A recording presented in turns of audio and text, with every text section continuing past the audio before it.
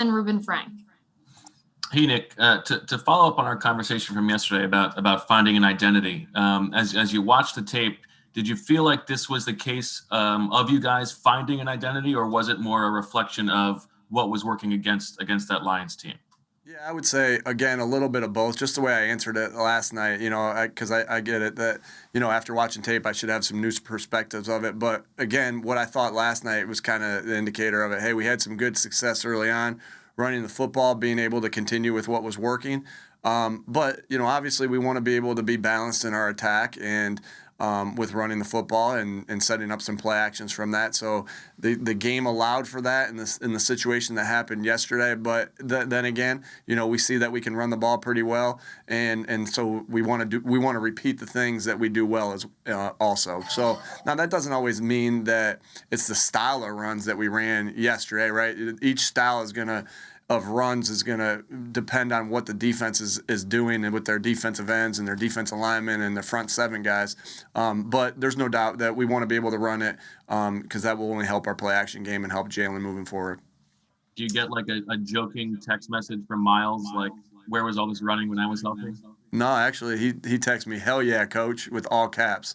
Miles was obviously super excited for his teammates. Miles is a great teammate. He is a great person, great teammate, great player. I'm sure glad we have him on the team. Obviously, we're missing him right now and look forward to when he gets back. But that was his, in all caps, HELL space YEA. YEA, yeah. So that was his with an exclamation point after that. So go ahead, Ruben, then Martin. Hey, Nick, I wanted to ask you about Devonta. He's had some drops the last couple games. What you see from him and what he needs to do to kind of get through this? Yeah, my big thing with drops is I played wide receiver, and so when you have a couple drops and a couple games back to back, my experience with wide receiver and my experience as a wide receiver individually is that you don't want to go there. You want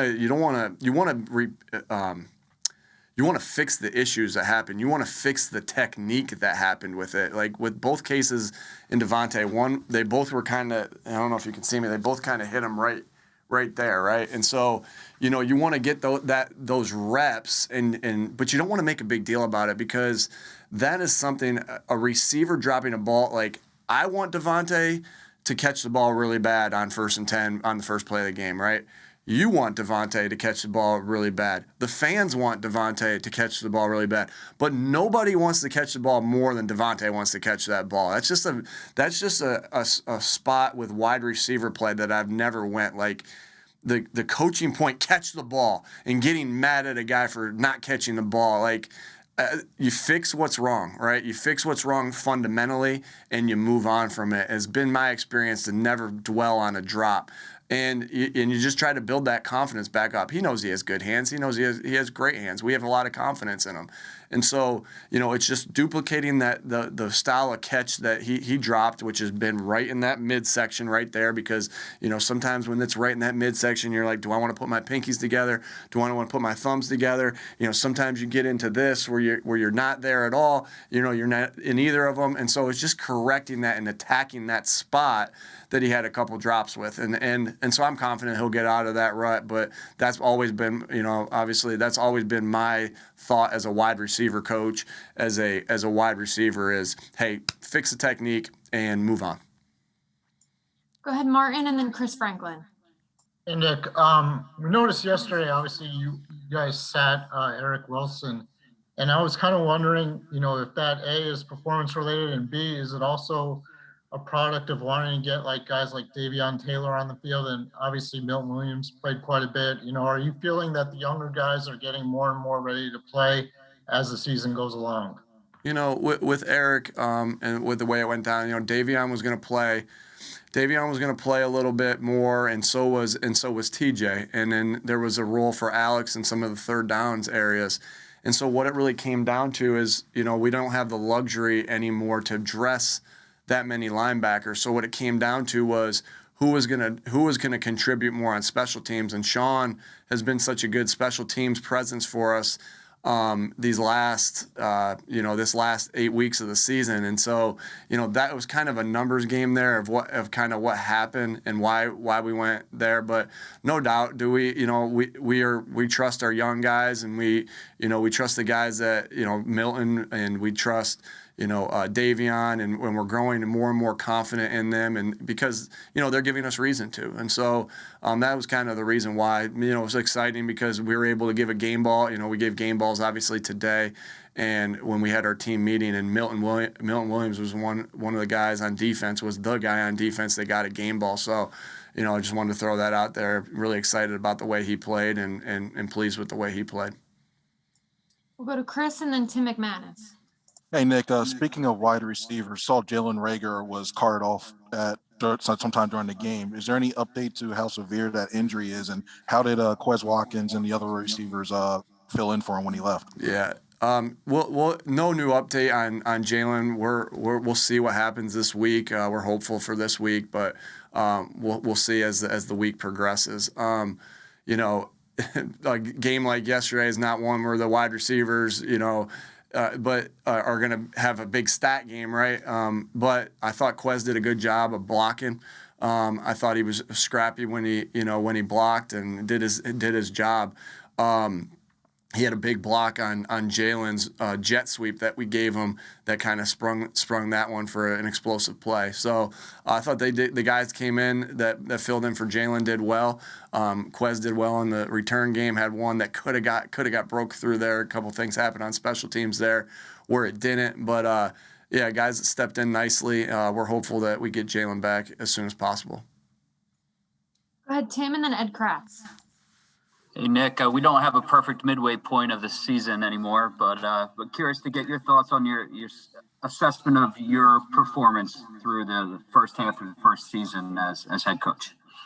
Yeah, again, I'm just trying to lead with an example of how to get better every day. And that's, if I want our guys to get better every single day, then I need to strive for it myself. And that's first holding myself accountable for everything that happens on that field. And so I don't think I've ever lacked in that. Like, I'm going to be the first one to tell you when it's my fault, and be able, just because I know that's important for leadership.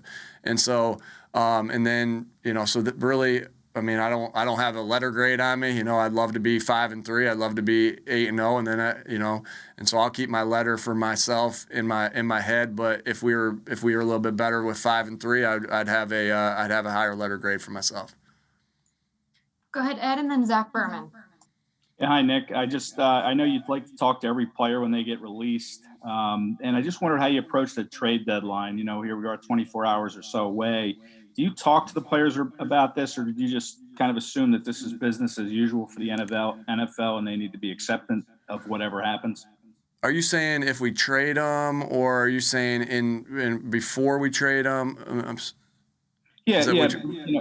Before you would trade somebody, or people's names that come up in trade rumors, do you talk to them about it? Yeah, I mean, you always just want to address anything. You want to address anything beforehand but there's a lot of things, and we can't really live in rumor world either, though, if you know what I'm saying, like, because there's a lot of rumors that are out there.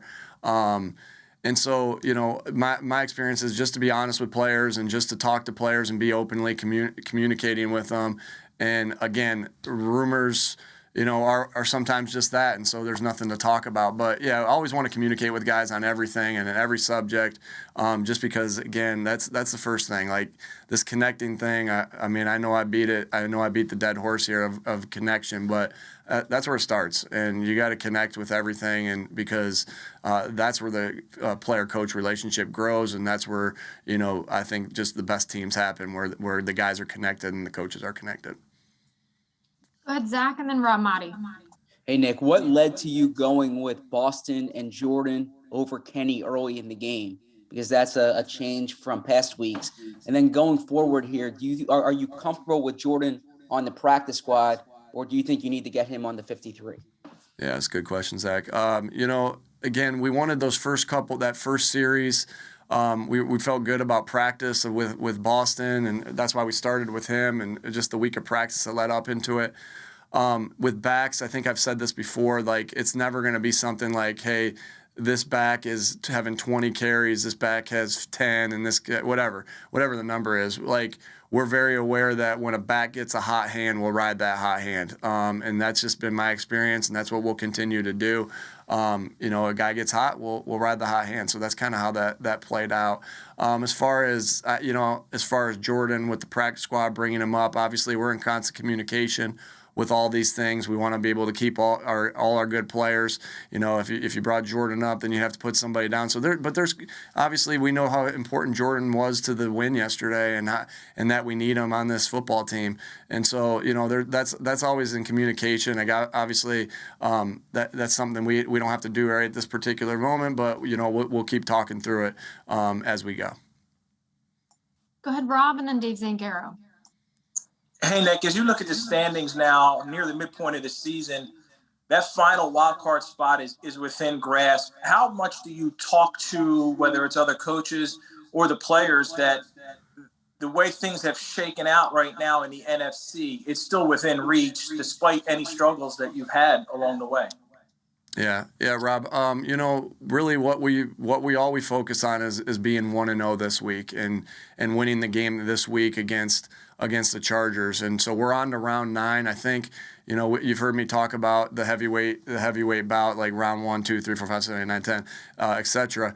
Right. And so really, like in any game, and I talk about this with dog mentality too, like you can't focus on what might happen in round, we're on to round 9 right now, but what might happen in round 10 and 11 and 12, or what might happen with the other team that, and it just gets exhausting, right? When you're like, well, we want this team to lose, or this team. Like, my experience is you take care of your business and you win your round, and you keep doing it over and over and over again, you're going to put yourself in position to be able to make it into the tournament at the end of the year. But you don't do that unless you take care of one round by one round over and over and over again. So the focus is completely on the Chargers, how we're going to get better every single day, how we're going to have that same preparation that we had last week, this week, how we're going to learn the plan for the Chargers, how we're going to practice with the intensity and the detail. And so I know that feels like a little bit of coach speak, Rob, but that's exactly, I can only be honest with you, and that's exactly how I think, and that's exactly how I want everybody on this team to think, is just one game at a time, one day at a time. Don't look too far ahead, don't look too far behind, unless it's to learn and to get better from. Go ahead, Dave and Mike K. Hey, Nick, 2 games into Dallas Goedert being the clear-cut number 1 tight end, what's your assessment of his play been, and ideally, how big a part of this offense do you want him to be going forward? Yeah, I think he's played 2 great games in a row as the guy and the main guy. No surprise to me. That's why we felt comfortable with what we did with Zach, and I saw Zach's had a couple good games as well, so happy for him as well. But we were really comfortable with that Dallas was ready for this role as to be the guy. He's excelled in it. He's blocked really hard. He's blocked really well. He's had 70 yards, I believe, in the last 2 games. He's had explosive play after explosive play. I would have liked that screen to go a little bit longer than he had yesterday. He had the 2 screens, but I wanted that one to go a little bit longer. He got a little bit wide on that, and I thought that would have turned into another big play right there had he hit it inside a little bit. But really excited about the way he's playing football, but again, not surprised to me. That's why we kind of moved in the direction that we moved in, and happy that Dallas is playing, and look forward to him continuing to be one of the main contributors to this offense in the passing game and in the running game. All right, we'll do 3 more here. So go ahead, Mike, John, and Jeff. Hey, Nick. I was curious, what's Kevin Patullo's role on marrying the run and the pass with the RPO game, and how does he work in concert with you and Shane on a weekly basis to make sure that you're kind of staying balanced but also getting the most out of the passing game? Yeah, Kevin's a major, the reason we wanted Kevin here, or the reason I wanted Kevin here was to be here because I just know how valuable he is in game planning. I know how valuable he is with the wide receivers and gives us a perspective of a old wide receiver coach and an old quarterback coach. So Kevin's in every game plan meeting, and when it's just, there's never a time where when I think about it, there's really never a time where it's just me and Shane. It's usually me, Shane, and Kevin, right? So Kevin, major contributor into what we're trying to do here, what we're doing here. And again, he does bring a wealth of knowledge in the RPO game, and he's helping us, make sure that we're meshed with things and formations are meshed together with the run and the pass. Our run pass ratio is where it needs to be. Again, Kevin's has just as much input and say as Shane and I in this whole thing. So couldn't be more happy that Kevin's involved. That's here with us. I was excited from the moment we were able to get Kevin here, and then he just continues to be the presence that we need him to be for our offensive staff. So super excited that we have Kevin here with our staff. Go ahead, John. Hi, Nick. Jack Driscoll, wondering if you had any update on him. And then linebackers, you talked about him a little bit earlier. Kind of wanted to get your thought from an offensive perspective. That's usually not a rotational position. Do you guys want to get to the spot where you have maybe 1 3-down guy or 2, or how does that affect from your offensive thinking when you're rotating linebackers? Sure. As far as Jack goes, we're hopeful for this week. No new update really, but we're hopeful for this week. We'll play that day by day here. As far as the linebackers, that's a position that if you can keep fresh with some guys and some rotations, that's good. That's a good thing. I I know they got to get in a groove as well, kind of almost in that similar aspect of running backs a little bit as well, but. It doesn't, if they're rotating, if they're playing I guess I don't really think of it that way with a linebacker. Like, okay, if they're rotating, sometimes you can tell if they're rotating that you get information based off of what coverages they might play if they're rotating. But as far as if that affects you as an offense, I don't believe it does. Like when teams are rotating guys, unless there's a tell there. And what I mean by that is like if every time you were going in the game with this linebacker, you were playing this coverage, that would be something that the offense could take advantage of. So just like in the run pass area where we want to stay balanced, we need to stay balanced in that aspect as well and make sure we're not giving any tells to the defense or to the offense when we sub into different linebacker groups. Last one here with Jeff. Nick, how much was your time in San Diego with the Chargers? Obviously now Los Angeles, wherever it was. And how fundamental was it in fostering your offensive philosophy? And did you have any pause in hiring Shane because you both came from similar backgrounds? I guess, it was a little bit of both, Jeff. I was in San Diego for 4 years and we moved up to Orange County. So we were all over the place a little bit while I was there. When we were in there in offense and Frank and I our staff, we developed the system that we had there. And then when Frank became the coordinator, I became the quarterback coach. We really just, obviously it was really big for my development that we were doing some of the things passing that it was really, we were a better passing team there than we were a running team. But, we found some things fundamentally that we liked, some ways we attacked the defenses together. Obviously that bridged itself into Frank and I reconnecting in Indianapolis, which gave me the opportunity to have some success there to be here. So obviously that was a big development part in my coaching. Also being around a player like Phillip Rivers, you gotta come with your A game as a coach every single day because there's not too many things that guy hadn't seen. And so when I became the quarterback coach there, I had to dig and claw and scratch to give him a nugget that he might not have seen because this guy would see everything. And so I just think I really grew as a football coach there and some of the good coaches that we had there. As far as with Shane, Jeff, we were, when I'll put it this way, when Frank and I, when Frank left to come here to Philadelphia and I stayed in San Diego, Obviously, Frank saw a different way to do it. I saw a different way to do it. And then we reconvened in Indianapolis, and it didn't look the same way we saw it. And, we both grew, right? We both grew, and we both saw different things. And so then our offense evolved there in Indianapolis to look, I want to say completely different, but to look different than it did in San Diego. And that's my same thought here. Like Shane went and, I went and got back with Frank. And again, I knew how our system evolved, and I know Shane did the same thing when I left. And so, again, and that was what I was thinking. Like, again, you just don't stay the same. You just don't sit in your philosophies. You constantly tweak, and you look for ways to get better over and over and over again. And so every single week you look for ways to get better and get better every single day. So I knew that would be a good transition too, just like it was for us in Indianapolis. All right. Thanks for the time today, Coach. All right. Thanks, everybody.